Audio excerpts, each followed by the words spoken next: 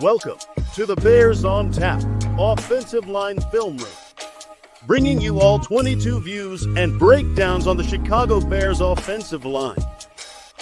Presented by Quentin Q. Crisco and the one and only Ron Luce. And welcome back. My name is Quentin Crisco. I am joined by the one and only Ron Luce, and we are here to talk some Bears offensive line. I hope everyone enjoyed their bye week, but we are back a little delayed on this O-line episode, but that's just fine because we were on bye week. Ron, how are you doing? I'm good, Q. I feel like we also got I thought we would get a bye week, but no. We've been busy around here, Bears on Tap. Q, you've been crushing it, keeping people entertained during this bye week, but I'm glad that we're back talking O-line football, my friend. There was a void in my life last week that I desperately needed in this world, and it was this show. Yeah, I mean it's my favorite show of the week. You've mentioned it's your favorite show of the week. Like this is 100%. This is what we really enjoy with football. So let's jump into it. I cut it down so we got like 2 minutes 40 seconds here, which usually we can get through in like an hour and a half, but we'll see how it goes.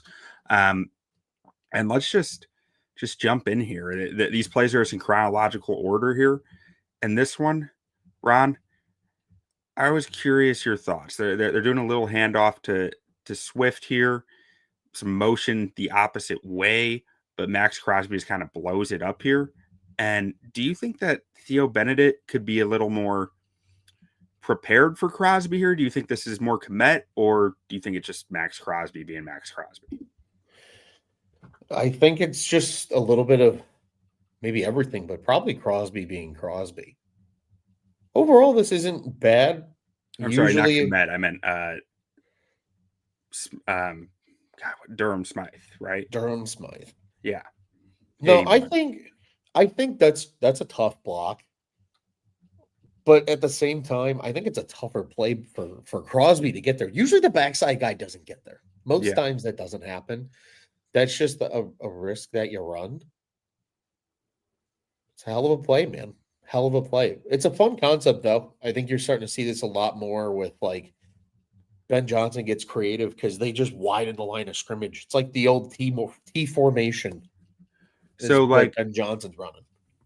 What would the concept here would generally be? You think that Crosby can't get that much depth that quickly, and Swift is able to just kind of pull this thing outside and make the guy miss in the hole, like, or is you think he's trying to go up the middle and it's just they want to cut him off? I think they want this to slow down and hit somewhere around the hash. Run the hash, right?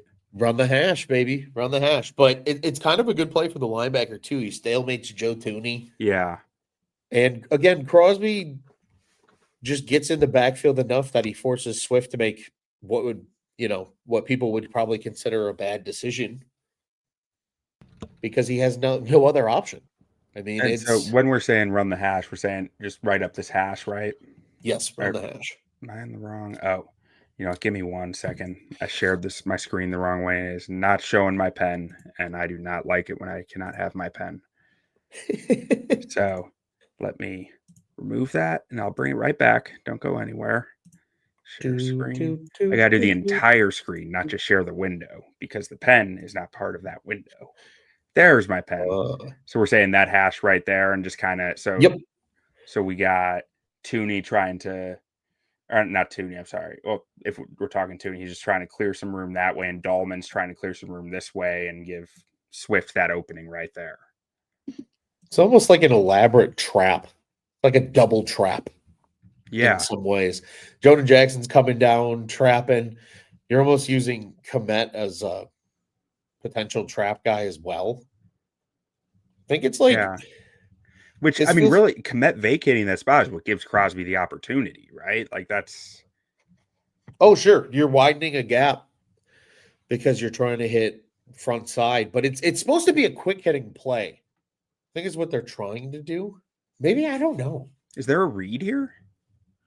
Caleb looks like he's reading. I think he's reading the far backside guy. I think See, he I don't is know. too, but I'm almost wondering maybe he should be reading Crosby there.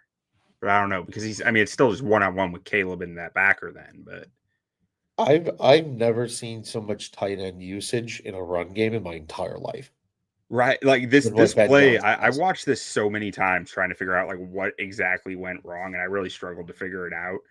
I think I did knock Theo a little bit for not getting a quicker hand inside, but he really can't at the same time because he's clearing room. Like Komet's got to get around him. He Yeah, has I to kind of shrink right there, and then it's too late. yeah. It really is. It feels like it's two separate plays in one. Yeah, It's like an old, I don't even know, was double trap ever a thing? That's what it feels like. It feels like a double trap with a quick slam back, and you're just hoping that one of these gaps hits. okay. I have no good answer, Q. I think that's Yeah, what I'm trying to say here. I have no good answer. I wonder if maybe that everyone wasn't on the same page as what they were doing. Like this, Maybe. I'll be honest. This felt like a Luke Getzey run to me, Ooh. where it was Ooh. like you could see the bones of something good, but it just it was never executed well, and that's how this run looked to me. Maybe. And hopefully that's something that just comes with time and experience. Like Ben Johnson's smart. I don't think Ben Johnson's Luke Getzey by any means. No.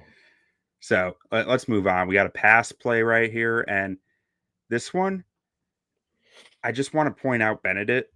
Yeah, I did pick on him a little bit there, even though I don't think much was his fault there. But with this one, I just want to point out the downward force he gets into Crosby on this because it's really impressive.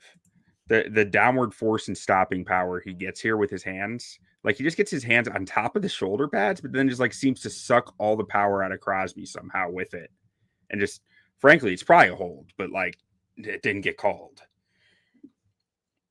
I don't know. I don't really think it looks much like a hold.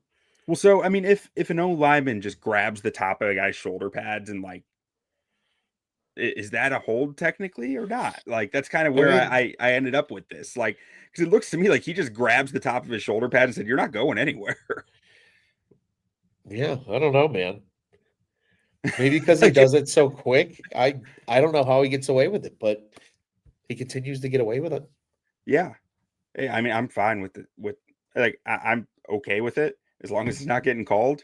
I'm here for it. But on this play, otherwise, I mean, I thought this was really nice from Joe Thuney. Um, it's not the cleanest pass off ever, but I don't know. It just makes it look so easy. Yeah, that's a tough block too, because he's going one way and has to come back the other. Yeah. And the way he squares his shoulders back to if the looper's coming near him, like just that. I just thought it was really nice from Thuney here. It's so good. Everything he does is good, dude. This was I only had him down Everything. for 2 losses in this game. I believe that. This was the best game I have graded from a Bears O lineman for Joe Thuney in 3 years of doing this, or 2.5 years, or 2.25 years, whatever you want to call it. He was immaculate in this game. And it wasn't like dominating all game as much as just like he didn't mess up and he consistently won. Yeah. He's not super shiny, but he's just so technically sound. Mm-hmm. And we got in the comments, we got fake ball coach saying the center turns his shoulders too much here and messes it all up. I mean, I don't think it's great from the center, but let's kind of go through his process here. It looks like he's watching the backer, sees the backer isn't coming, and goes to help the inside shoulder, but the inside shoulder of Jonah Jackson there, and that guy spikes in on him. I mean, Ron, how do you feel about what Dalman's doing here? He does turn his shoulders. I think it's a terrible habit that players have at the center position of just naturally turning their shoulders rather than just getting depth and staying square. And it makes you susceptible to these type of kind of, pick stunts. Yeah. He's coming through, Dooney's hoping maybe he'd have some help there because that's becoming a stunt that they now need to pass off. And it's hard. Like all of this stuff is hard, right? Mhm. It's not easy to play offensive line, but these guys are the best of the best. Like Dalman's really good until into his third step. And then he Let's- gets two turned as the stunt comes in with depth. So 1 step, 2 step, 3 step, and that's that's kind of where he starts to turn that torso over, and the guy really gets him in a vulnerable position at that point. 100%. I mean, it's sliding right, but like you don't It want to get is. that turn. This is also a really nice stunt because they're able to like continue to execute it with getting depth, which typically is like you want to get depth to beat stunts. It's not a bad play, but it's such a long stunt though that it ultimately I think it takes too long to get there. But you would hope for a cleaner pass off because then I think Thuney's able to track that guy coming back.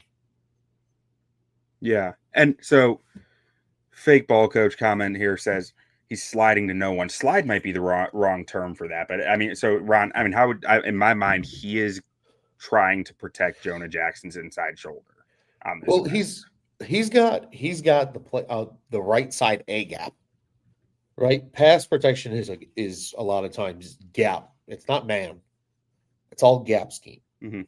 So he's looking to see if that 3 is going to come inside. When that 3 picks to rush to the outside on Jackson, it means something's coming back the other way. Mm-hmm.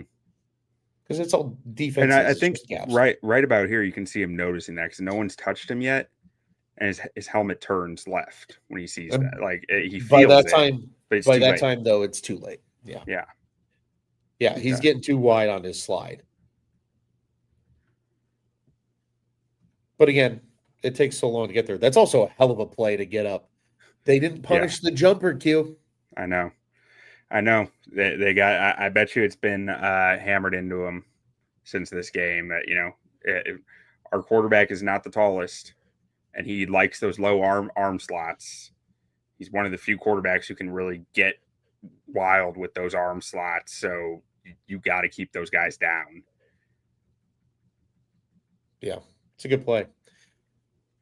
More punishment. And I'm not going to worry too much about looking at Braxton because I don't think he's going to be starting anymore. So like I don't see a lot of reason to dive into what he did or didn't do. Because I don't think this was a good game from him by any means, really. But in this one, you have Komet on Malcolm Kuntz. So Komet trying to block a DN one-on-one, and it doesn't go well in a run block. Yeah, that's a hard block too. Yep. Ben Johnson, there's nobody in the world more demanding of their tight ends in the run game than Ben Johnson. Yeah, I thought that was pretty evident in this game. Like because even you look at like the Shanahan offense, right? And they use a lot of it's too tight. They'll use a fullback, that kind of motion back, but it's still leaner. It's a lot of 3 wide and things like that. Ben Johnson's just like, yeah, we're going to put 2 and 3 tight ends in the run game. Oh, and then the receiver's going to motion in 2 and get into this. It's like old school football. It's almost like it feels like rugby sometimes. With just how chaotic it is. It makes it close to almost ironically expand the defense because you're banking on somebody messing up or getting a really good block and a hole opening up. I don't even think Komet, like I just don't know what he really could have done here. I feel like his technique coming in this block is actually it's pretty much fine. Like I don't think it's immaculate, but I don't think it's poor by any means. I mean, he helmet adjusts a little late and he's getting thrown back. I think that's a bigger dude that you're asking him to block. Yeah. And that's a hard block. You are asking a lot. That's a big DM. Malcolm Kuntz is a guy who I kind of wanted the Bears to sign last offseason. I think that he's a really nice football player. But like I don't love that Komet's there one-on-one with him trying to dictate a run block, I guess, is where my main takeaway on this play. Yeah, I think you're banking on a stalemate and Yeah. hopefully opening something short side. Yeah. And I mean, the right side is blocked up fine. Thuney is gorgeous on this rep, in my opinion. Just about as textbook as you can get. He's just so Just good. watch 62 right here. Like, it's beautiful. Gets those hands in, hooks in, and gets the upward lift. Like, Braxton doesn't even really have to do anything right there on the combo. He's just like, okay, I'll climb. So good. And otherwise, I mean, I think you're just trying to make what is that, number 36 miss right there. Like you're saying Manungai's gonna have to make him miss, but you got a lot of space to do it as long as Komet hits that block. Yeah. And even that worst case scenario, that's probably a 4-yard run, 5-yard run. Like you'll take that. Mm-hmm. You'll take that all day long. And how much did he end up getting here? Uh, I was pretty impressed with Manungai in this game. I think that he's in pass pro. along. He's growing. He's growing in pass pro. He'll continue to get shots. Yeah, I mean he got, I don't know, 2 yards there, which all things considered, I'm okay with that. Now we got, I think this is the first red zone trip here, and this is where, Ron, you're gonna love Manungai here. You're gonna love it. Manungai comes in with a great run block right here. Let's see. Encircle him for you guys. Kyle Manungai, number 25 right there. Comes right down the left side of your screen, flying down, picks up the blitzer. It's very well done. Buys Caleb the time to get this throw off. Like, again, say, what is that, a 7-man blitz? Yeah. I love a good pass blocker up from a running back. Absolutely. It's a work of art. It's an extension of the offensive line game, and I enjoy it more than just about anything in this world. And then Jonah Jackson's rep here. And it's been like, I graded this film last week, so I'm a little rusty on what, my entire thought process was with this. But let's see. So he's watching that 3 tech coming inside. And then his eyes are out to the linebackers. He was really just stop sign on that guy. And just a little late to get back to the backer there, the blitzing backer, I thought. But, I mean, it didn't end up impacting the play, but that's because the ball was out quick. Yeah, sometimes if you're not the fastest guy like Jackson, sometimes you just got to go. You got to know you got to go. Yeah. And trust that Dalman's going to get there. So Dalman makes a nice block on the play. Jackson Dalman maybe had to holds sort on through a some little shit too there. long. Because like there's I mean he's blocking 2 guys right here. Like he has help with Thuney on one of them, but like he's working 2 different bodies right there. Yeah, and it's good technique too. You can give a hand to help your guard, and as long as you continue to move. Again, that's just 2 pros, man. You're paying them both. You're paying them both a lot of money, and there's a good reason for it. And we got another pass play here. And this one, I said I wasn't going to talk too much about Braxton, but a little rough from Braxton here. A little rough might be putting it nicely, a little nicely, but and they run a nice stun here, and they get Tyree Wilson, number 9, the 3 tech here, which Raiders are finally playing him a lot more at 3 tech, which I love to see. Coming out of college, I thought he should be a 3 tech, but they give him a free run here with I guess it wasn't even really a stunt, just that's what happened on this play. Dalman kind of just gets buried by it because the nose get what happens here? Just kind of messy in the center there. Yeah. And the nose tackle ends up grabbing onto Dalman's shoulder pads and won't let him get to Tyree Wilson. Yeah, he doesn't want him getting off. It's a 3-man stunt. It's the 2 front guys are crashing. Maybe one of you get through. try to pull that third blocker, put him in no man's Right. land, and either we're getting the guy coming around or something's coming up the middle. Or in this case, you get a little bit of both. Yeah, you can see number It's 89 defensive just holding. grabbing on to Yeah, it's just grabbing defensive on to holding. Dalman and saying, "No, I'm not going to let you get there." It's defensive holding, but unless the refs see it, they're not going to call it. And that's life in the trenches, right, Ron? Hey, the former Raiders owner, R.I.P. Mr. Al Davis, was said it best, right? If you ain't cheating, you ain't trying. Right. But So this one no ended better in this. franchise. Yeah, this one ended in the sack. Rough look. I mean, I think Jackson's a little slow to get to 45 there, but like, honestly, what's he supposed to do when like he can't pass it off to Dalman because Dalman's over here getting held? So it's like, do I let go of him and block this guy, or do I keep blocking him and let him get free? Like, it's just kind of a lose-lose for Jackson there, in my opinion. Yeah. Sometimes the defense is going to win. The defense wins that one. Yeah.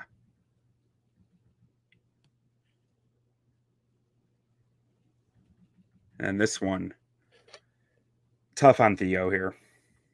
And it's against Crosby. Crosby's got some wicked body movements. Or I'm sorry, that's the wrong guy.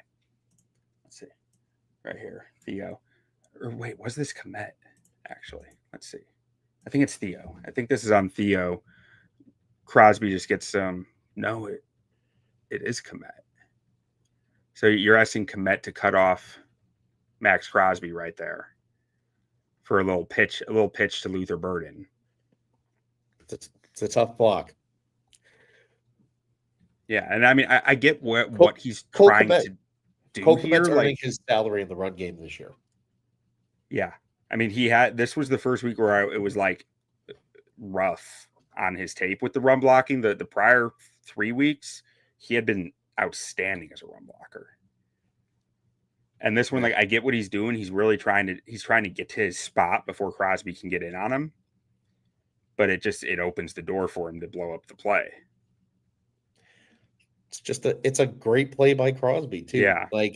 You got to remember the caliber of player, because Crosby makes it look like he's coming hard inside and on a dime is able to stop and just give the little swim over the backside and send Komet flying. It's like combat in a phone booth, man. Yeah. Again, it's a tough block for your tight end. That's a tough block for a good tackle, let alone your tight end. Yeah. Asking a lot, but Max Crosby had a field day. He did. There's no doubt about that. He did his best to wreck this game. Now, let's see on the right side, if technically the left side, like the side of the left tackle, like had Crosby not blown this up, this is blocked up really nicely. I mean, you've got Jonah Jackson just clearing the way in a wide open hole that Jonah Jackson can fit. Or is that Bendet? I think it's Bendet. You have Bendet clearing the way in a wide open hole that Theo Bendet can fit through. If he can fit through it, Luther Burden definitely can, you know? Oh, 100%. Like it's counter. It's counter, but you're using a second player. Yeah. Counter very reverse. well blocked otherwise. It's just that, like, I feel like that. I feel like we said that last year too. And like I said 2 years ago, watch some of this stuff. It's like some of this stuff, you're one block away from stuff hitting really well, but it's like, how often can you get all of your guys blocking it up right? You know, and it's in this game, it wasn't that often where you could get all the guys hitting it right. Yeah. The more players you get involved, the smaller the margin of error is on a block.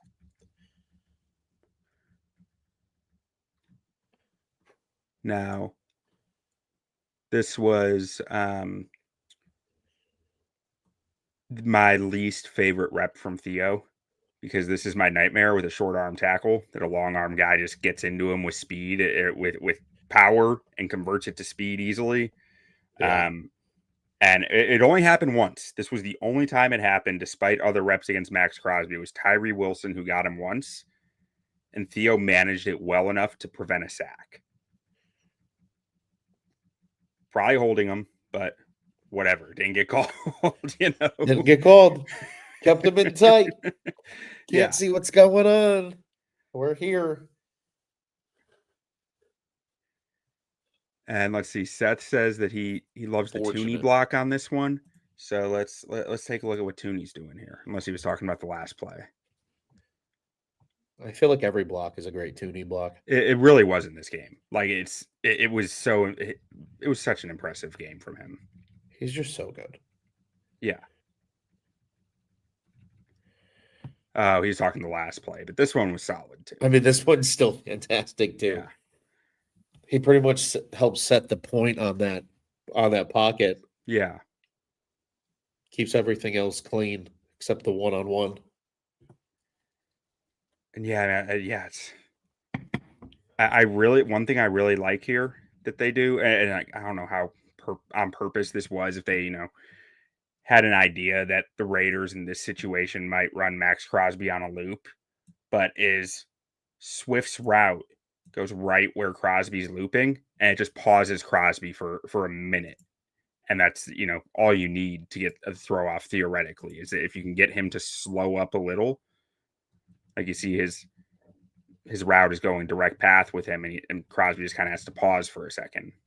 Because it looks to me like this play is about to bust Swift wide open. Yeah. Just something quick right off the edge. Like he's turning like he's looking for the football. I mean, Caleb wasn't looking at him. Caleb was looking middle of the field, whether that's Zacchaeus or Burden there. But I mean, he's got. Yeah, I think that's Zacchaeus. But Swift's got 4 steps on the linebacker there. Like that's nice. Yeah. Obviously, you can only tell so much from the end zone view, but Caleb, props for getting this throw off, getting the play off. But hopefully, you don't deal with too much more of that from the left or right tackle spot. Oh, I was looking at the right tackle and the right guard here. I was like, oh, that's nice. Okay. And then I looked at the left side, like where it was at that moment. I was like, oh, that's not what you want.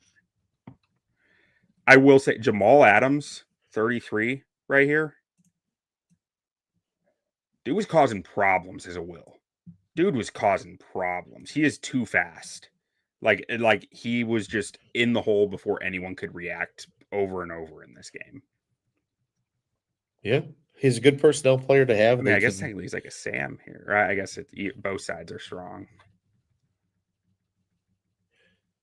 They can use him as that kind of hybrid player. And I think as football spreads out, you're gonna see more of that. Like I feel like even nowadays, like you see splits so much bigger, and because the tight ends widen the line of scrimmage, like it's still space. Yeah. Those type of players where like you see holes like that can open up if you read it right. Just quick, athletic, fill the gap. Now, do you think Braxton should have been more prepared for that?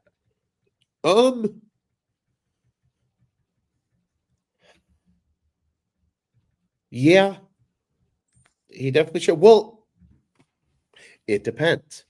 Who was called out as the linebacker that they need to go to? Right, there's some of that can be an element of this play as well. Yeah, because like the stack, I mean, that almost looks like that would be. I would think you would block back in this situation because I don't know who's out there to the right side of the screen. Yeah, there's no you one got for them Rome to out really. there. Yeah, you got Rome out there for one-on-one. I think they just undercut it, and the Bears tried to get too wide.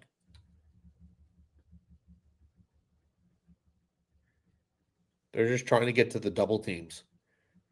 Yeah. And Adams just creates problems. Like, yeah, it looks to me like the way that Dalman plays this is exactly how Braxton tried to play it, but it was just too fast for them for it to work that way. Yeah. Like Dalman plays it beautifully for his spot, but the ball is not far enough outside for Braxton to play it that way because of where that defender's coming in. Yeah.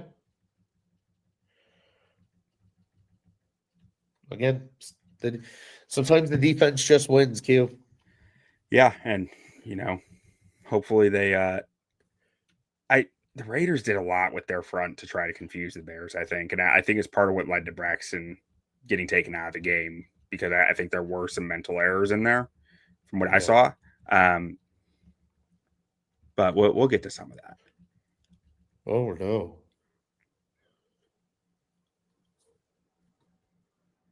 Was this Komet? I think so.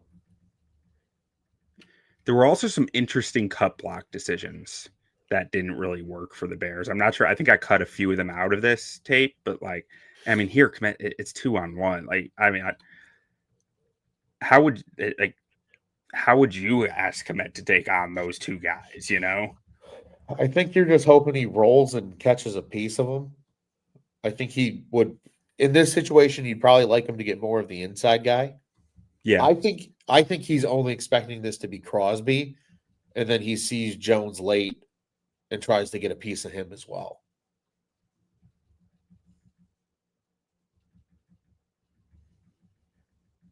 So why do you think Jones got free there? Well, Komet's on the backside, so he's just sealing up the backside, which you would expect Right. to be a DN, because typically linebackers flow over the top, where Jones comes in directly and just kind of blows it up. And I don't think he sees him right away, especially with Yeah. the misdirection coming around the quarterback. And he just throws himself out there and maybe tries to get a piece of both of them and just misses. And then Jones just is able to kind of olay him there a little bit. And Well, and I mean, I guess the real symptom here is because I think even as I'm watching this in full context, like if Swift doesn't have to slow up, I think he's okay here. But Dalman kind of gets pushed back in the run lane by 96 there. And it forces Swift back to his right, which is right where those two free guys are. yeah, Which, I mean, this is a zone run, right? Like, I mean, there's not like a defined spot for him to be necessarily going, but you never like to see your guy getting pushed back in the backfield on a run block. no. Yeah, you limit the running back's decisions when you can't get pushed off the line of scrimmage. I give the Raiders defense a lot of props for a defense that, like, on paper isn't the sexiest. They play just their ass do off. everything right. Yeah, they just. And I think I'm telling you, do rules balls to the wall to too. get you somewhere. Like you said, 45, you'd expect him to scrape, and it's just nope. Like they break tendencies, they break rules. Like that's kind of what I was talking about in the preview of like this team doesn't know that they're not good. Yeah. They won't accept that they're not good. They're just going to go out there and try to punch you in the mouth over and over. Like it's impressive the way they play football, even though they just got their asses kicked by Indy this past week. But like still, I still feel highly about the way this team is coached and the fight that they give. Yeah, and they clearly play better at home too, right? Like that's a big advantage for them. Now, I hate to keep coming back to the same guy, but is it Komet here? That like, I mean, that's tough for him to get a piece of 51. Or is this just a read? Like, no, it doesn't even look like there's much of a read on unless it's a screen, a run screen option. Maybe. No, I honestly don't know. There were multiple things. I think they really played with alignments to break the Bears rules really well. Yeah. Because like, I mean, Komet tries to get a piece of him, but like, I mean, he's just like, it's not really a guy he can get that much of a piece of, I don't think. Yeah. It's just a bad situation. I almost wonder if there's a check where you can, I think this ball is supposed to be out quick. So maybe there was something broken on the screen. There might have been something broken on the screen. That would make a lot of sense. If there was something broken on the screen here and Caleb just said, well, we're handing it off now, buddy. Yeah. I mean, that might be exactly what it was. Komet looks surprised by what's coming too. Like that's another thing I noticed on this play is like Komet turns around like he doesn't really know what's happening now. I think they're banking on you're going for the screen, and this is the fail safe. Is just handing the football Yeah. off and hoping to get a couple of yards. Okay. I promise the whole game isn't this ugly. Not everything's this terrible. It's a brutal start, though. It's a brutal It start. was a brutal start. Well, again, the Ben Johnson difference, you saw major adjustments at halftime. Yeah. That went a long way. Like, it wasn't perfect, but they just gritted it out, and they found a plan that kind of worked, and they executed. I mean, this one was gorgeous. Yeah, this is really nice. Are we at, I think we're already at Theo at left tackle. I cut out a bunch We of the are. Braxton plays. I Yeah, think so we are. I think this is the first one where we have Theo and Ozzy out there at right tackle and left tackle. Yeah, that's definitely Ozzy at right tackle.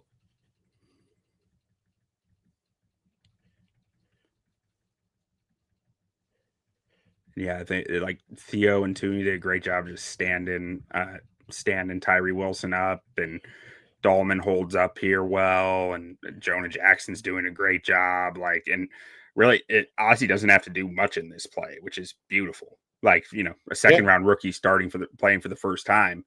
You love that he doesn't have to touch anyone here. Like, that's almost ideal. He can get his feet a little wet before it really gets going. Yeah, they got the two tight ends hitting Crosby to protect them. Like, they gave Ozzy a lot of help in this game, and rightfully so, and it worked. It definitely did. You hate to take two guys out of the route that early, but but they made it work, man. Yeah. Caleb Williams' arm can make that kind of stuff happen. And then this is a run, and this is what Dalman got paid for. It doesn't look like much in slow motion, but his burst up to the second level and just in position and getting the line back, like, that's what he is paid for. Like, that is his bread and butter. That is what he's good at, and that is what Coleman Shelton was supposed to be good at, but wasn't really that good at, Yeah, he's the super plus version of yeah, your former center. He's really athletic, and I think you see teams like that benefit when you have an athletic center. The middle becomes so much different when you got guys that can move in short space. And dude, Crosby and Jamal Adams, just Blitz Boy and Crosby are just like out here making life hard on everybody. Blitz Boy and Crosby. Yeah. Like, Adams' speed from the backside, he shouldn't be able to make that up that fast, but he's not a linebacker. He's a safety who plays linebacker. So, like, right, he can. And Crosby just out here, like, destroys the blocks off defensive holding again on Crosby. Yeah. But, like, it doesn't get called because you're in the trenches and stuff just goes missed sometimes. Great job. Great play by Max Crosby. Like, if you have the awareness to just grab the tight end who's trying to get out there to make the block, it doesn't get called. It's a great play. Yeah. Completely disrupts this run with that. Like, number still 11 gets is through. now unblocked because of Crosby grabbing onto to the tight end there to Komet. You have your second tight end who's supposed to get Crosby out of position at this point because it all got screwed up. Just great play. Oh, yeah. And he's cutting off the outside run lane, and you cut it back inside. You have to deal with Jamal Adams hustling down the line. Yeah. Like you said, they're just blowing things up, and they're playing street ball defense. Yeah. Break rules and just be instinctual and be playmakers. Like, Ron, do you remember when the Bears traded for Khalil Mack? And, I do. Like, throughout that year, Raiders fans being like, "Oh, Max, it doesn't matter. We got Max Crosby. Like, we don't need Mac. We got Max Crosby." And that whole time, I was going like, "Yeah, but he's never going to be Khalil Mack. This dude's a monster." And, like, I knew this before today, but, like, it just over time he took over this game as much as he possibly could. Oh yeah, he knows he's got to be that kind of player in this scheme, and he does it well. Again, just freak playmaking ability, And even if Crosby's not directly making the tackle, he's impacting the play in some way, shape, or form. He's so good. I'm still salty that he became like so great after that Mac trade, and me thinking like, yeah, he'll never be Clip Mac. Yeah, All maybe right, so here he we is. get Ozzy's first true one-on-one with Max Crosby. Ozzy at right tackle, rookie second-round pick against the All-Pro edge rusher, Max Crosby, who is, as we just waxed poetic, extremely good. Really and good. the first one, as expected, ain't great. No. Beautiful ghost move by Crosby. I mean, I guess I'm calling that a ghost, but I don't know what else I'd call it. But like, I don't know defensive slang like that. yeah, I frankly I don't know a lot of football slang like that. I just make up my own terms for it and hope it's right. But I support it. I mean, everybody calls it something different. it's kind of like a swipe move. I feel like it's kind of a ghost move because he's giving you and then he's gone. Like, Yeah, but just like a little. It's like a hesitation move. Caleb's ready for it. Clearly, I think this play call was clear. Like, let's see what the rookie can do with Max Crosby, and let's make sure this ball's out fast. Quick. Yeah. But I mean, otherwise, I mean, it balls out in 2 seconds. There's not a ton to talk about here. One thing I do want to mention with Benedict that I noticed throughout this game, because I know everyone wants to know more about Benedict, right? And like how good this guy can be. He holds up. His feet are really quick. His power is really good. But if you're watching him at left tackle right here against number 51, he is very quick to shoot his feet back and get in that lunging position. Yeah. And that's the lack of length. That's where that comes in. He is really trying to make up for it with this, and it does put him in vulnerable positions at times because Ron, from here, how do you recover from that position? Very carefully. Yeah, usually you don't. Yeah, that's where his margin for error is really thin because of that lunging necessity. I don't even want to call it a tendency, but a necessity to play tackle. He walks that line extremely well, at least in this game. Now that there's some tape on him, we'll see how it continues going forward. But like, I mean, that right hand power he shows here to just keep this guy moving upfield, I thought was pretty nice. And you know, I'm a bit more optimistic that he can last a tackle after this tape, but that lunging necessity, if he can't, that will be why. And how big is Benedict again? So he's listed 6'7", but yeah, he's huge. But we are basing that off of a pro day at like University of Regina. Yeah, but even if he's like 6'6", with his short arms, it's because he's so much torso. Yeah. He can get away with lunging. And as long as it's not for a long period of time, yeah, he's low cut. His own. He's totally low cut, like shorter legs than torso. Like, so yeah. Like, I do think that I think you can work with a lot of what he showed, but the lunging it just makes me nervous to see that because it's so unique. Like, you don't see many guys succeed with that. Yeah. Got to have good feet too to be able to do that. And here, I mean, I guess if we're sticking on Benedict, this is kind of an example where he just kind of gets stuck and he there's no recovery from that point. Nope. Once you're bent down like that. When you lunge too, you end up turning your shoulders because you have a tendency to stop your feet when you lunge. Right. Just natural. You're just in a bad balance position, right? Yeah. Like you can't keep moving your feet horizontally as you're like, unless you have crazy core strength, which even then I don't know. I mean, I think possible. he does, but like, yeah, it's a hard play to recover from, especially against, again, superior athletes. Yeah. And then if we rewind this a little, I thought Ozzy showed some decent grit here against Crosby. Where like, okay, you beat me. Yeah, you beat me last time, but this time I'm just going to punch you in the mouth and see what happens. I guess not really the mouth, but he uses his length well to just be like, okay, we're taking you out of the play. If you're going that way, we're getting rid of you. Yeah, create a pile of shit, man. It's a very underrated pass protection policy. Just create a big pile of shit. Well, and I think when like I think Ozzy is gonna take some lumps throughout this year as he's playing. Sure. Some pretty major lumps because he's not an above average athlete. He doesn't have these rare physical traits that you see from a guy like Darnell Wright. He doesn't have the foot speed of Theo Bendet even, but he's an IQ guy, right? Like he Yeah. has the requisite size, power, and good enough athleticism. But how he's going to win is with his brain long term in the NFL. And right now, he's just too fresh. It's all too new for me to Yeah. think he's going to win a lot. But like, I don't think that impacts his long term projection, if that makes sense. Yeah.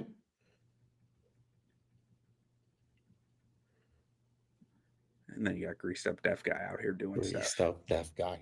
I mean, the interior held up fine. Jonah Jackson didn't have to do a lot, but I'm sorry. I was looking at Ozzy free right there as I said that because he'd already tossed Max Crosby out of the frame. No, it's But the nicely interior blocked. holds up well. Yeah, go ahead, Ron.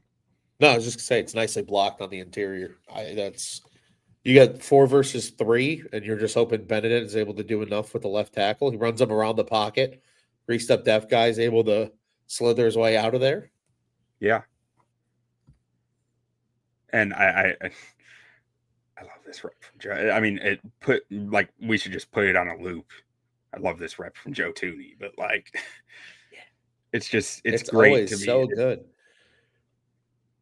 Let's see, and like we held this ball for forever, so like we're rewinding slow, because my back arrow can only go so fast. But like Thuney here starts off unblocked. He's looking out for anyone who's coming. And then 69 actually gets a hand position on him here, which is like not good, right? You don't love it when the guy's coming in with like you at that speed. And Thuney just says, "Your arm is my arm now." Yeah. And you're going nowhere because I have your arm. Like and then just like completely reverses course on him. That's so nice. I love that rep so much. I'll tell you what, that's why a lot of coaches like O linemen that were wrestlers. Because they know how to grapple. Yeah, like look, he just wraps his arm around his right arm around that guy's left arm and is like, "Okay, you want to play this game? We're playing it." Yeah. Well, just being able to like learn how to use leverage and hand fight, like it's such an underrated skill. That's another thing. I never wrestled. I'll tell you what though, if you want to play O line at a high level, wrestling is super beneficial. Yeah. Yeah, 100%. Like if I ever have a kid who wants to play football, like I think I thought a little bit about this, but like I'm telling them you have to wrestle first because it can teach you to protect yourself, and it teaches you so much in the trenches. And let's be honest, my kid's going to be playing in the trenches because they're not that athletic, but they're big. There you go.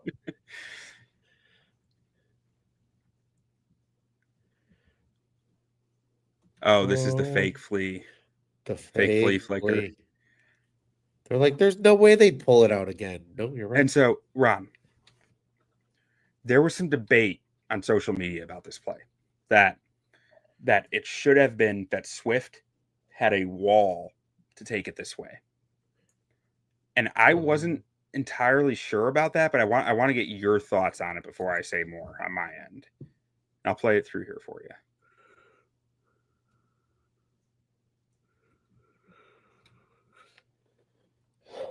Yeah, maybe.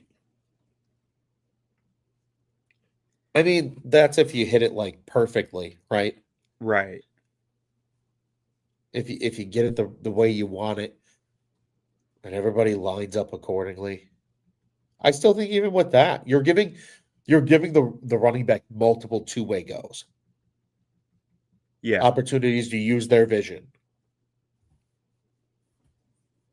Try to pick out space, and he makes a decision. I don't think it's a bad decision. I think he just needs to get more in Thuney's hip pocket. He sees the guy outside, tries to cut it back. Do you think he kind of what do you mean by more in Thuney's hip pocket here? Like as he comes up field, he's getting really wide. So you're saying keep it a little tighter to Dalman right there? Yeah, maybe a little bit, and then a little bit So more like narrow up the more field. this path and then trying to bounce it that way as opposed to Yeah, just because then bouncing this way. I think you have a cleaner two-way go if Jackson's able to get a piece of this guy. Yeah. I don't know. Again, it's super easy to be critical when this is at half speed. Right. Like Swift's just making decisions. But again, that's kind of Ben Johnson's running strategy. It's if you watch it progress, it's layers of two-way goes. That's how he runs the football. Yeah, because I mean, I felt like his decision here was generally fine, and Yeah. I was trying to, as I saw people on Twitter saying that, I was like, yeah, I mean, I can see it, but at the same time, I'm like, if you're gonna cut it, you have to cut it right here, like because first you have to get outside Dalman, right? Like Yeah, that's the first step, and then now definitely. you're saying my momentum's all going left. If I stop and cut this right, how am I doing? But you have the risk of the guy Dalman's blocking coming back in there. So like I felt okay with the decision. It was just the face mask that he had on the stiff arm that was really rough. Yeah. I think even if he gets tackled at that point and doesn't get the friggin' penalty, you're happy with this run. Like, not Yeah. every running play is going to hit for a touchdown, even if it's a trick run. Like, it's just about you put something new on tape, make them have to think about something. One thing sets up another. It's a good gain on the play. I like the decision, and again, he gets what he gets, and it's also fun because Ben Johnson's a sicko and goes, "Remember that flea flicker that just captured the internet? I'm gonna make you think I'm gonna do it again, and I'm just gonna run it. Just be like, oh, I'm just kidding. I'm Called just it the bluffing you." very next week. I was dying laughing at this play call. I just died. Like I could not stop laughing over the fact that he just called this because it's like logically, when's the best time to call a variation off of the trick play you just called? Is the very next week. So that's when it's still fresh in all your players' minds of what their jobs were. But like, I mean, you don't see it happen that way that often. Just because Ben Johnson's a sicko and he likes to mess with people. Yeah, right. Okay, so we got another pass rep here. You got Cole Kmet giving a solid chip for Ozzy there on Crosby. Oh, you have the delayed blitz in there. It might have been a stunt, but let's see where that guy came from. Yeah, stunt. It's a nicely run stunt because like Thuney's anchoring down. Like this guy is trying to bull rush Thuney and gets a good position. Looks to me, so you can't really pass him off because he's not dictating direction. Yeah. Which I mean, I think Thuney's doing fine here, but it makes it that there's no answer to this stunt once he's in that position because he can't really pass it off until Dalman gets there. Yeah. It's And kind of it's a nice delayed stunt almost. yeah, well, and also by the time he gets the free run, we're talking over 3 seconds. Like it's Yeah. that is you're not drawing up a ton of plays where you're saying the quarterback should be holding it much over 3 seconds. So that's a successful pass block at the end of the day. Yeah, and you're banking on the coverage having a mistake. If you get good coverage, you get a coverage sack. Sometimes that happens. You play it right. Everybody's got their guy, and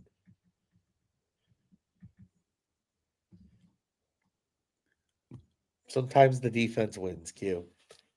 I give the Raiders a ton of credit. I thought they played the Bears incredibly well. They did. They're desperate. I mean, I almost wonder if they lost a little spirit in that game because of how they played in Indy. Because I was expecting them to play a lot tougher in Indy than they did. Yeah. Yeah. And then I just want to take a look at how Theo does right here. Like what happens here. It's against Kuntz, who I've already said I like.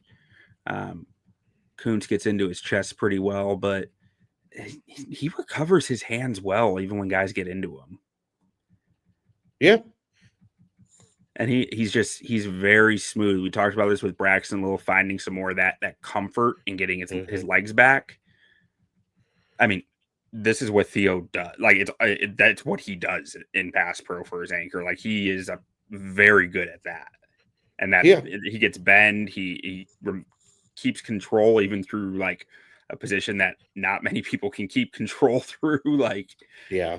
that bend through the spine is nice right there and impressive. Even if he's like, obviously I don't want him that close to the passer, but you're gonna end up there at times. Like that's just football. He's a I gotta jump you, and if I miss, I gotta use my feet and my bend to recover and Mhm. just eat your bull rush. But like if I can't jump you and keep you at the line of scrimmage, I gotta at least get into you and get into a bull rush. Yeah. That's just how he plays football. And when you're 6'6", you can get away with that, even with the shorter arms. Now, so Ron, how do you think? So, like, that's an interesting statement to me because I've always kind of struggled with this concept that height is a benefit on the O line, because I always think of it as your leverage is so much more accessible when you got shorter legs, and he has short legs despite being 6'6". So, like, I mean, I don't know if short is the right term, but he's low cut. But do you think that height really helps him through this? I think it allows him because he's so long torsoed, even though he has short arms, he can just get longer, right? Than most guys can when they sit their weight. And it's, just because when you're big, you can spread your weight over a larger space, which makes you harder to move. Okay. I think that's physics Q, but I'm a football fan, not a physics major. Brother, if football isn't physics, I don't know what is. Yeah, it's all angles. Everything's angles and force. That's all it is. Yeah, physics and geometry, right? Yeah, that's what it is. But he just does a nice job. Again, that's his game, and he's able to do it. He does it a lot more successfully than short guys with short arms, for Yeah. sure, because you can just get walked back. I think because in the NFL, guys on the defensive side are so long, you need the size to combat that Okay. to an extent. Because yeah, I mean, I kind of get what, like, with his lunging, like it creates a narrow margin for error, but like it also makes him effective here because, like you said, it gives him theoretical length with his upper Yes, body of distance from his waist exactly. that he can use to, like, to absorb that power he's taking on. And with the core strength he has, he can maintain control with it. He doesn't get jolted by it. Bingo. It's interesting. He's just different than any player I've ever really looked that closely at. So He's I'm trying to learn it as we're going. Like, why is he winning? because he's the Canadian Eagle. Eggs, baby. Eggs Benedict, Canadian Eagle, whichever you prefer, go with. This was a nice one from Eggs right there. A Oh, little look, it's weird. Like, he goes down to a knee here. But and he's done this a few times now as he's played. He goes down to a knee, just like kind of loses control, but then his grip strength is really impressive. Honest, like that's to me, I think the main reason he is able to maintain this rep is good grip strength and core strength. yeah. He drops and then he reestablishes himself to try to lift that guy. Because D tackles, when they're trying to play two gaps, they're taught just to sit and not move. Mm-hmm. Right? You don't want to get blown off the line of scrimmage. You are more of a pain in the ass as a stationary thing than if you keep moving. And he just is able to redistribute his weight and kind of lift him from below. I mean, again, like you said, it's really impressive how he's able to hold on, the grip strength, the core strength, just how he redistributes his weight and gets underneath. That's all those explosion lifts in the weight room, man. That's what Right. that is right there. And, like, really, this is a well blocked run in my mind. You have, again, Max Crosby trying to wreck shit, but like Naturally. it's a beautiful job by him on Jackson there. I'm not sure what Jackson can really do here outside maybe like just taking Dalman's guy from him and pushing Dalman into Crosby. But like outside of that, I don't think there's much he can really do there. And Crosby ends up getting in on the tackle. You get a few yards in the process, but like Crosby's just like the slender man, dude. He's just like everywhere. He's a pain in the ass, man.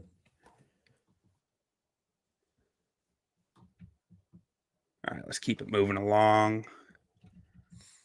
A pass play here. Got Komet staying in and Swift at least thinking about staying in there. Both the tackles kind of gets to dangerous territory, but like they hold up well enough for like 2 3/4 seconds, something like that. Or I guess that was probably Komet, not the tackle who was ran up the. I mean, this is a nice job by Caleb. Process, yeah. This is a nice job by Caleb to step up and deliver a freaking bullet. Yeah.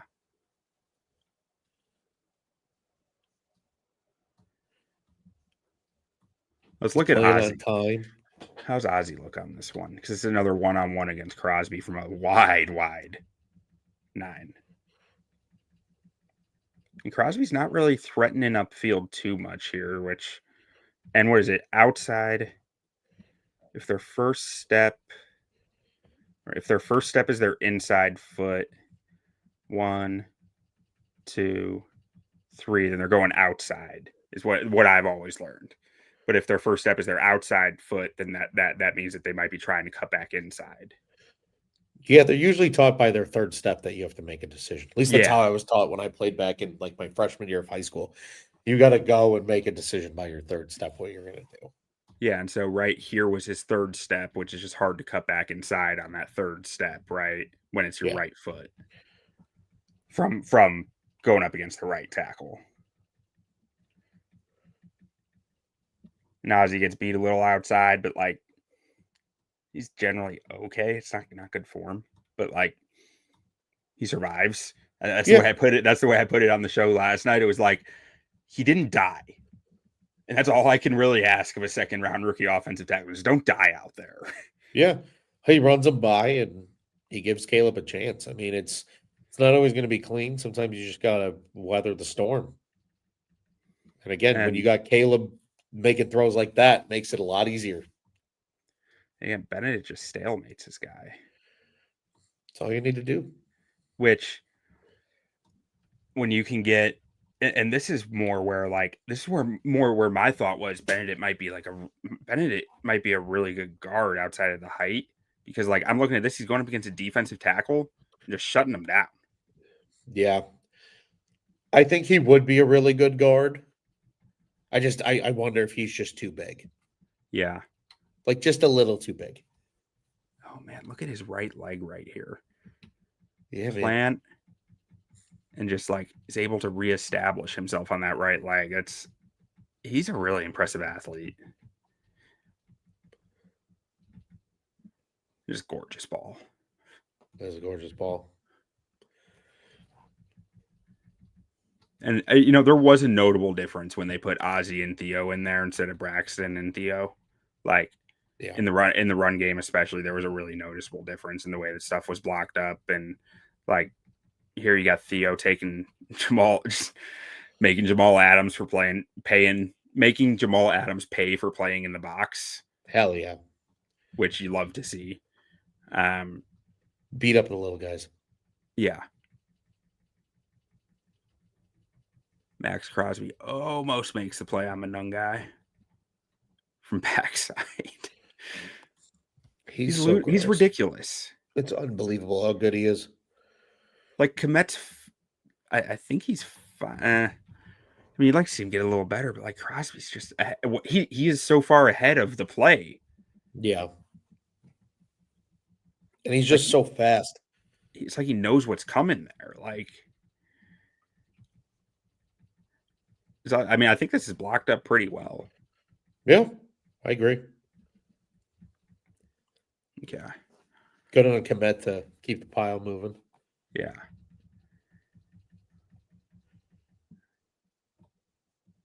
It's a really nice rep from Dalman right there. And on this play, you had Joe Thuney kicking out to help on Max Crosby. So they have, let's see here. We've got Joe Thuney kicking out to help Durham Smythe on Max Crosby. And so Dalman has to get inside to this guy.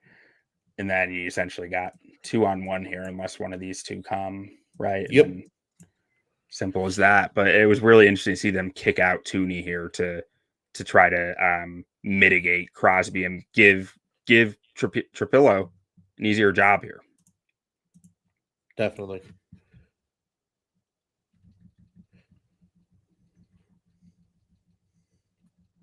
It's fun. It's play action too, which is always good. Yeah. And it pays out. Like, you needed Thuney here just to get that hand on him. Yeah. Because it being downfield play action concept, it is going to be a longer developing play, right? Like, I don't think Caleb's hitting the top of his drop till like at 3 seconds. They're looking for a shot here. Yep, take a shot. It's got to hold up. Caleb's got to be an athlete in space and is able to do so. I mean, that's the benefit. That's the benefit of having a guy back there like Caleb, man. When things go south, again, he's maybe not the fastest, just straight sprinter, but he's just sneaky and just moves around. And he's greased again, like you said, he's greased up that guy. Yeah. He extends the play better than most quarterbacks. I don't want to see him try this throw again, though. This almost got picked in the middle of the field. Oh, you mean across his body like he's not supposed to? Yeah. Well, like, and that's what's weird with him, though, right? Because he can. Oh, he can. But that's why he tries, because he can. That's the problem. He can. You almost wish he couldn't, because then he wouldn't do it. But he pulls off some incredible plays at the same time with it. It's a double-edged sword, I know. It's a gunslinger, man. Yeah. He's a gunslinger. He really is.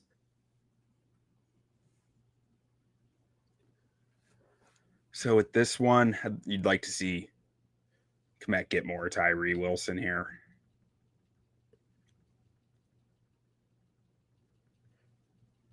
But, I mean, that's ultimately not what kills the play. Or if he's not going to get more Tyree Wilson, get up to the linebacker as opposed to going down. Because do you think his job here, Kmet's job here, is just to get a piece of Wilson and then up to the linebacker? I think he's just supposed to get a piece of Wilson. I think they're just trying to crash those guys inside and trust that the double team of Thuney and Benedet's able to get up to the second level. Okay. That's how it looks. Because if it's going to be a big hitter, that's what's going to happen. Otherwise, if you can't get there, you move the first level first, and then you give your running back a one-on-one with a guy that, in theory, he should be more the athletic than. And it looks like Benedict. It looks like the guy just latches onto him and says, "You're not getting to that linebacker." Oh yeah. Me. Which this Raiders D line is clearly coached up to do that because they are very good 100%, at that. 100%.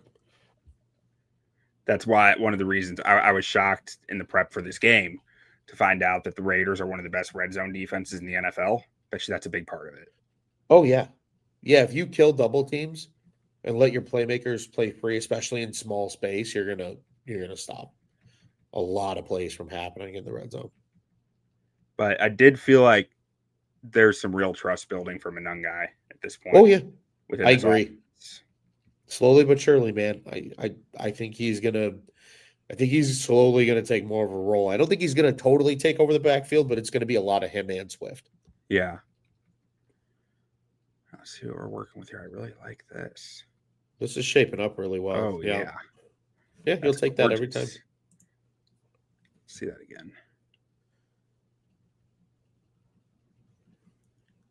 Rome gets on the linebacker here. That's huge.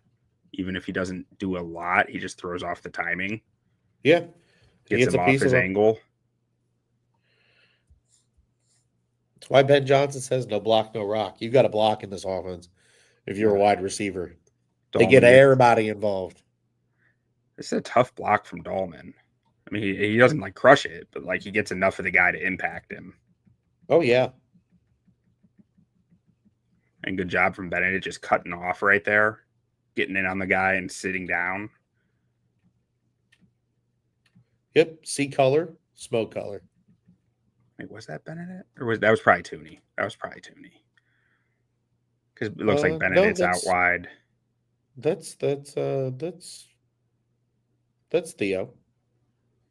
No, I meant on 96, sitting down on the cutoff block. Oh, that's Thuney. Yeah. Yeah. That's Thuney. Yeah. Yeah, no, it's Benedict getting out to hit the line, get the linebacker again. You mean one of the best offensive linemen in the NFL? Yeah, That he's guy's impressive. nasty. That guy's I don't understand PFF's grades of him right now. They don't make any sense to me. He's so good. They don't appreciate good technique.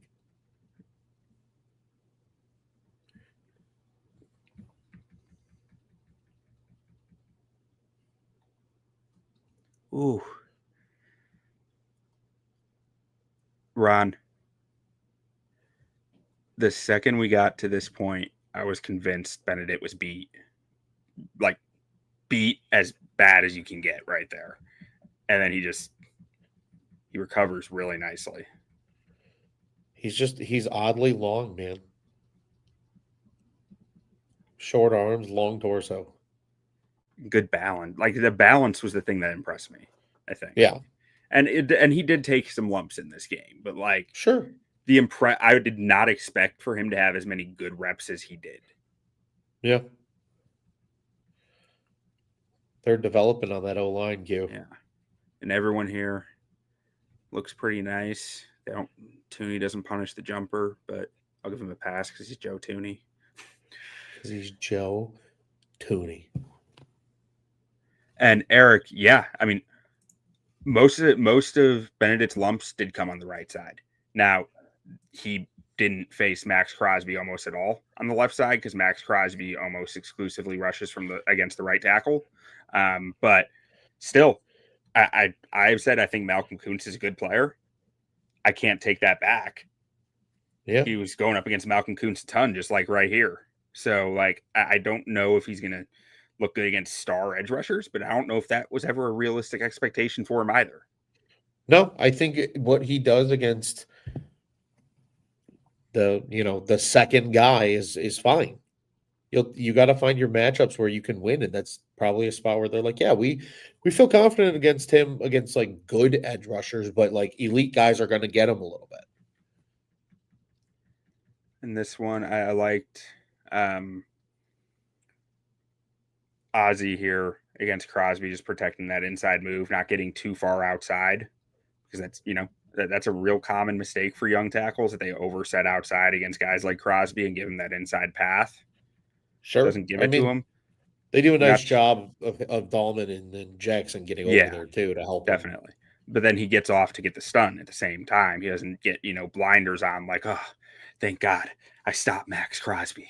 Like he keeps his awareness out there to get to this. Like, this is one of the best reps I thought for Ozzy all game. Yeah, like there's a reason they took Ozzy in the second round. He's got traits that they like, and this is a nice display of keeping your head up and passing the guy off. They're protecting for the screen here, clearly, or for the stunt, pardon me. Yeah. What makes you say that, though? I think because just with the look, because it's a 3 and an end, they know they can get wide here, especially as they see the backer bail, because that's Dalman's first look is to Jones, 45. As soon as he sees him start to shift his weight backwards, he works on just getting out there.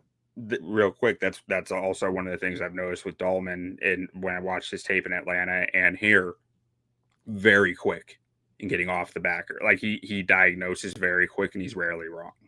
Yeah. He's cerebral, and you need that at the center spot. He gets there, they pass it off. Jackson and Dalman readjust to stay on Crosby, and Trapilo keeps his eyes up the whole time.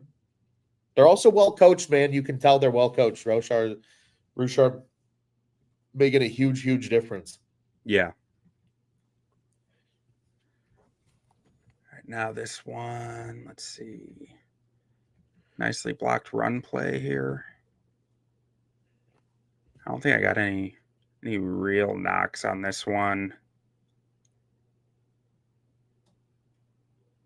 Like to see Ozzy not get his head around not even his head, get his feet around on this a little better, or towards it, or at least run the guy upfield a little more.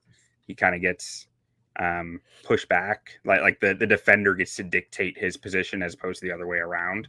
But like, that's not even a major knock because it doesn't mess anything up here, but it just forces the decision faster, I guess. Yeah, I mean, he tries to push him through the hole, and I mean that he gets a little lucky that it hits the way it does. That's how they want to hit it.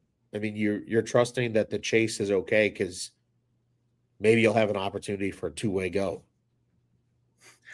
Big word of the day here. Two-way go. Run the hash and give your running back two-way goes. That's the Ben Johnson offense. Telling you, we're getting the run the hash hats made. I'm buying one. Yeah. Oh, I want one. I want one too. This one was really nice from Ozzy again.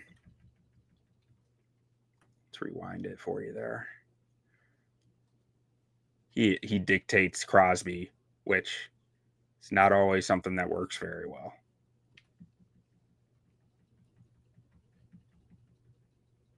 He did better than I expected. Yeah. Gets that a strong left arm in there, like, and just says, "Nope, you're not going that way," and he still recovers outside for the spin move. Like his balance looks good here, and this was, I said previously, like those 2 reps were the 2 that impressed me from him this game. There weren't many where I was like, that is graded as a plus rep. Those were the 2 that were graded as plus reps. Yeah, it's a good one. And then you had Komet here on Kuntz again, honestly doing a good job against an edge rusher. Tight end on an edge rusher, I'll take that all day. Gets walked, but stays on him enough where Caleb can be an athlete and move around. Well, yeah, I mean, he gets walked, but also Kuntz puts a nasty move on him right there. That is deconstructing a block right there. Like, that is very high level stuff for him to be able to take the blocker's wrist and be able to kind of swim it around him. It's a really nice move. He starts inside, uses that move to get back outside, and Komet stays calm, resets his feet, reestablishes his hands, and is able to, kind of reestablishes his hands. The defender kind of establishes his hands more than Komet, but he maintains balance and position. Like, that, from a tight end, I'll take that. Yeah, it's a good rep from a tight end for sure. God, does Theo walk his guy off the line of scrimmage? Theo and Thuney, or is that just where the line of scrimmage was? No, I think they walk him off. Yeah, they might walk him off by half the yard. And oh yeah, I mean, the defensive tackle looks to me like he has accepted at this point that he's just reading he's spying the QB at this point. Yep. But like, that's not what he started out doing, No. Well, they have a plan. It's, you got to go to it, and if you get beat, you got to just sit and be responsible for your gap. You just got to fight, and that's what he does. Maybe a little bit of a hold there. Maybe a little bit. Refs gave him some grace in his first start. He's gonna have to watch that in the next game. Yeah, because that's the 3rd or 4th rep where we've said that. And the crew for this next game leads the NFL in flags. So, yes, I can't wait. So get ready for a 4-hour game, folks. Oh, I'm not ready. Ooh, okay, Komet. That's Komet, right? Not Smythe. Yeah, that's Komet. Yep, that's Komet. Just taking out the linebacker. Nice. 45 is shot out of a cannon here. What is that's Devin? I think it's not Devin Bush, Devin White. Devin White. Same draft class. There were 2 Devin middle linebackers taken. Devin White was a dog too with Tampa for a few years, and then I don't know what happened, but he's kind of had he fits a nice role in this Raiders I think defense. This is exactly what happened. He shot out of a cannon and he's right 50% of the time. Yeah. He guesses because right. Who's even trying to work to him? It's not Dalman. It has to be Theo there, right? I mean, it might have been he doesn't really get the opportunity to, which, you take care of the line of scrimmage guy first, but first level first. Yeah. But he makes him pay for not being able to get out there because he's just flying down that hole. Yeah. Because, yeah, there's no one else who can really grab him here. No.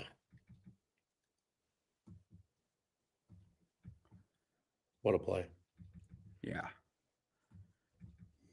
Oh, this one was rough for Ozzy. Crosby's going to get his. Always. I think he's a little transparent with his hands here. Because Crosby's just waiting to see his hands, and the second he does, he's like, oh, I know how to beat that. Yeah. Little ghost move, I'll call it again. But greased up deaf guy goes into action. Deaf guy. Oh, God, that had to be so frustrating for Crosby. He did not get that one. Well, like we talked about, though, Q, on the post-game show, like, the greased up deaf guy came to save the day. Yeah. In one sack because of it. This play I had in mind as to, like, why it was like, it has to be Caleb for, like, baddest man with the greased up deaf guy stuff, because, like, he is dead to rights right here. Yeah. There is no recovering from this unless you are Caleb Williams. Pretty much. Like, that man has like 35, 36-inch long arms, and he is right there. And he just says, no, excuse me. And hey, nice job from Ozzy to keep fighting and get that little hand on the hip here, and just you're like, okay, don't quit on the rep. We're gonna make sure you keep going. Don't quit on the rep. Like, I don't even think they completed a pass there, but it wasn't a sack, which is huge. And then here you got Ozzy one-on-one against the wide, trying to get out there. I guess, it's the stunt. Okay. He recognizes the stunt pretty quickly. I don't know if this Jackson is communicating it with him, but, like, I like to see that type of communication. Yeah, and I think he's got his eyes up and sees Crosby start to track inside, so he follows him knowing that there's something coming back the other way. Just a good stunt pickup, man. They did a nice job on a couple of these 3-on-2s with stunts.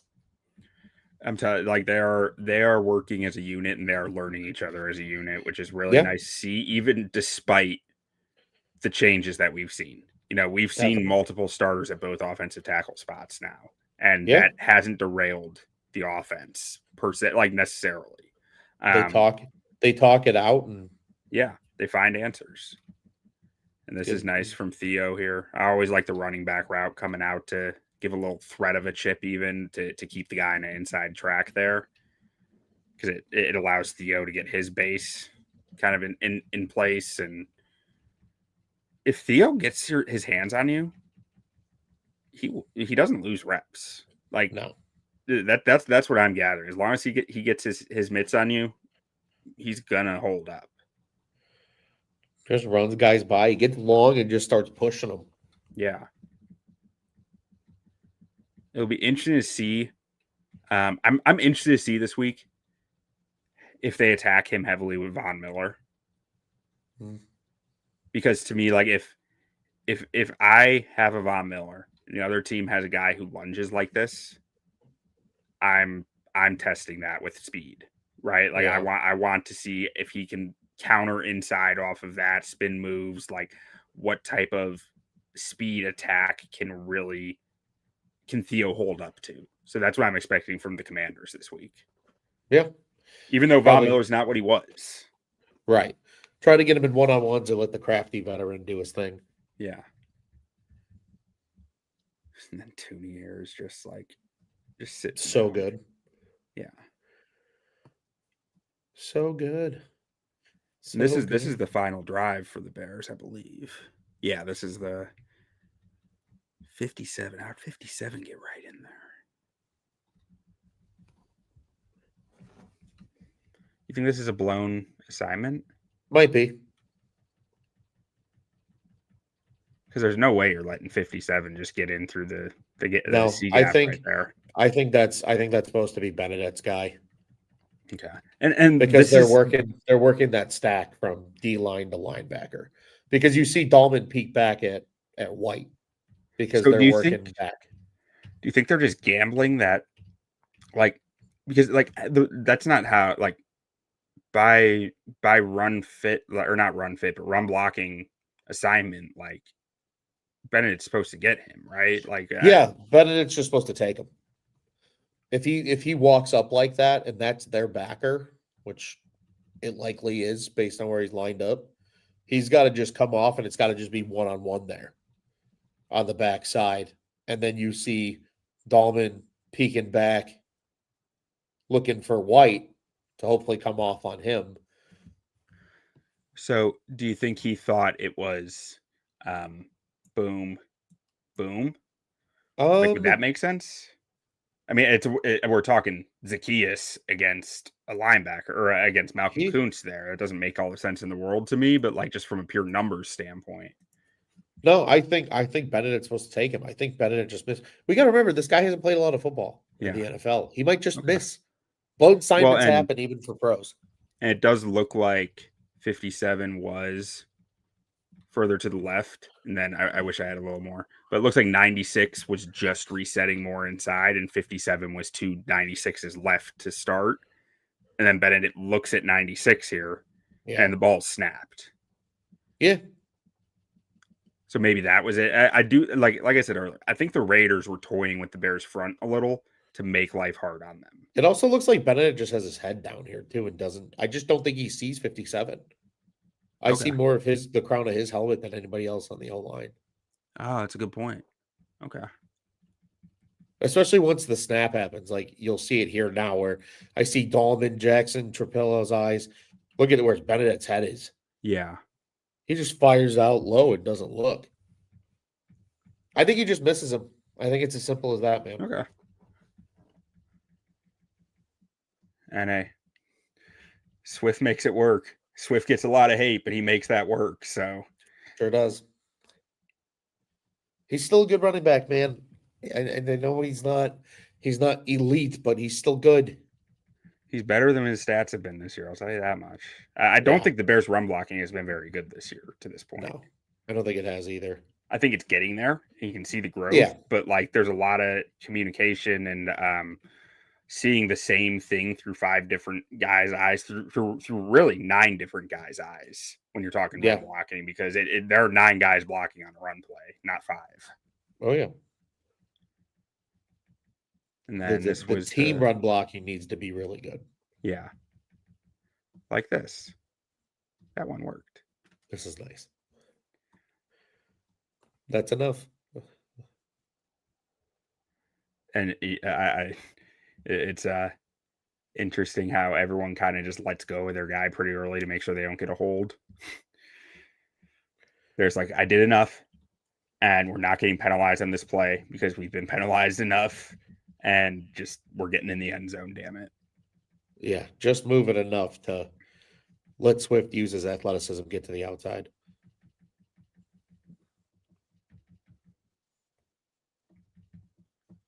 And that's it. That's all we got. Nice.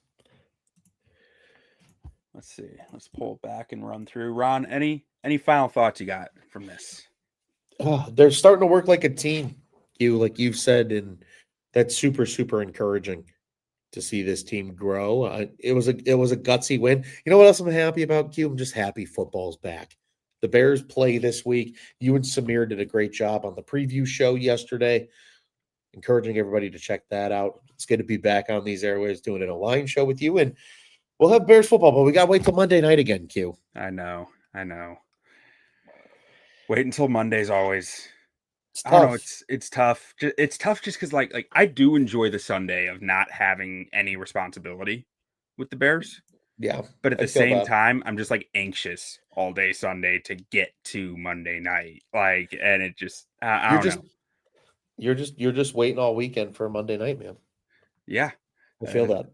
It's like because I really enjoyed the bye, being able to just like sit back and watch football and not worry about any of this stuff. But like, yeah, it'll be. How do you think the Bears O-line is going to fare against Washington? Any thoughts? I mean, Jonathan Allen's gone. Deron Payne's still a pain in the ass. Yeah, and they got Eddie Goldman's there now. Yeah, Bears but legend. They've got Dorrance Armstrong on the edge. They've got Johnny Newton on the like. They're a Yeah. really deep D line in general. Like they don't have a star really, but they just have a really nice rotation. Yeah. I think it's gonna I wouldn't be shocked if it feels similar to what we just saw this past week, where it's gutsy and it's gritty and it's gonna be a tough game in the trenches, but it's gonna be a lot of fun to re-examine about a week from now. Yeah, yeah, it will be. But until then, Ron, why don't we close this thing out with a bear down, and we'll wait until Monday night. Bear down, baby. I'll be waiting all weekend for Monday night. Bear down.